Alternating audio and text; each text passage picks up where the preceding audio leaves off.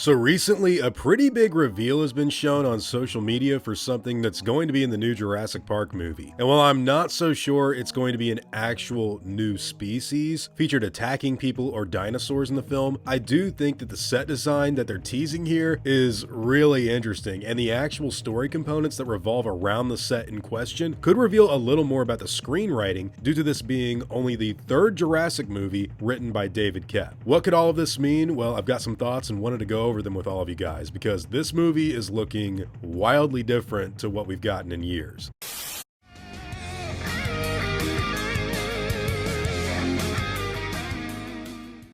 What's going on, guys? Hope you're all doing well. Now, when it comes to these new set photos, I think there's a lot to go over. Number one, check out this giant set of megalodon jaws used for set decoration inside of a bar in the new movie. Now, they aren't the only set of animal jaws in the shot, with some much smaller ones decorating the walls closer to the ceiling. But this image alone suggests a way more interesting tone than what we've seen in a long while. Is someone hunting down some of the cloned animals around that area in the water and displaying them for everyone to see in the bar? Or is it just some set decoration for people to look at before they take off and go out on a vacation? Well, whatever the case may be, I gotta say it looks cool no matter what the context is. During the promotion for Jurassic World Dominion, they had a lot of behind the scenes material released on the Dino Tracker website that focused on the mosasaurus and all of the cool ideas that could have gone into the underwater sort of hunting of an exotic aquatic marine reptile, and we never got any of that in the final product. But for this new movie, a tease of megalodon jaws in a bar is super cool, and I don't know, maybe they really are trying to lean more in to that whole wild and crazy idea of dinosaurs loose everywhere. Speaking of which, when it comes to the screenwriting for the new movie, one thing I wanted to mention here that I haven't seen anyone else talk about is that this is only the third time we've seen a scene like this written for a Jurassic Park film. What do I mean by that? Well, in the first movie from 1993, we got to visit an exotic outdoor bar in Costa Rica where Nedry met up with Dodson. And while this next one was deleted from the second movie, Roland Timbo and Ajay Sidhu actually had a whole scene dedicated to explaining their hunt for a male tyrannosaur in the Lost World Jurassic Park. The location, once again, being an exotic outdoor bar, this time set in Mombasa. Jurassic Park 3 and Fallen Kingdom have similar bar scenes, but they're indoors and based in America and nowhere near as cool looking. There's no real,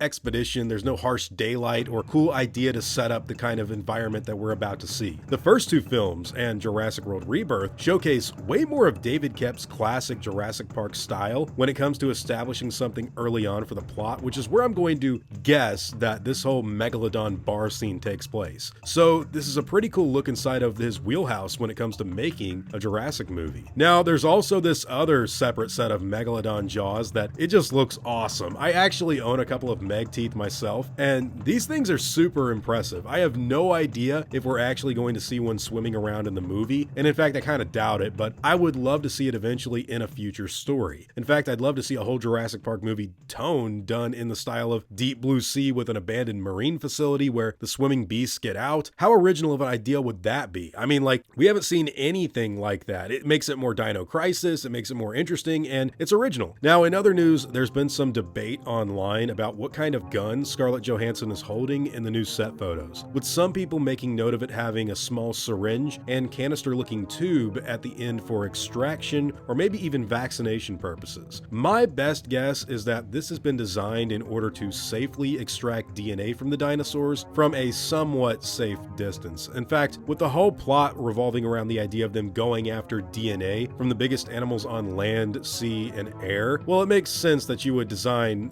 a piece of equipment like this, which would go along with the kind of tech that David Koepp wrote in the first two movies. When you think about the kind of equipment Dieter Stark used with the shock prod in Lost World that got him into trouble with some of those compies, or maybe even the high hide that the Gatherer team used, the whole idea of setting up something that could keep you away from any immediate danger from dinosaurs makes a lot of sense. So a gun like this is actually pretty cool, and once again could show us a look inside of the wheelhouse of David Koepp's brain and how how he comes up with stuff for Jurassic Park. Probably the biggest reason I'm so confident that this movie will be at the very least better than some of the newer material is because David Koepp is a way more grounded writer than Colin Trevorrow or Derek Connolly when it comes to these kinds of ideas. In fact, believe it or not, he actually refused to write the gymnastics scene in The Lost World because he thought the audience would laugh at it. But Steven Spielberg was like, okay, no problem, don't worry about it. But now when I go to shoot the scene, this is what I'm gonna, and I mean, like, he was like, oh, fine, I gotta do it. So you can kind of see the guy knows what he's talking about when it comes to writing stuff that works and makes sense for the audience. And I got a good feeling about some of this new stuff that we've been seeing so far. So yeah, this is going to be our third time seeing something of an outside exotic bar, and this time it comes complete with a giant set of megalodon jaws. What do you guys think? Do you think that they are actually from a dead animal that someone has hoisted up in the movie that they went out and hunted down like Quint from Jaws? Or do you think it's just a cool piece of set decoration for someone out there that's trying to profit off of the fact that there are dinosaur sightings around where they are? Personally, I'm just very happy to see David Koepp back in the saddle, because even the fact that we're getting a scene like this is really, really fun, just on an imagery sort of standpoint, and I think this could be really cool for the final film. But hey, whatever your own thoughts and opinions on this subject matter and the set photos happen to be, and what details they could reveal for the movie in general, I'd love to hear all about them in the comments down below.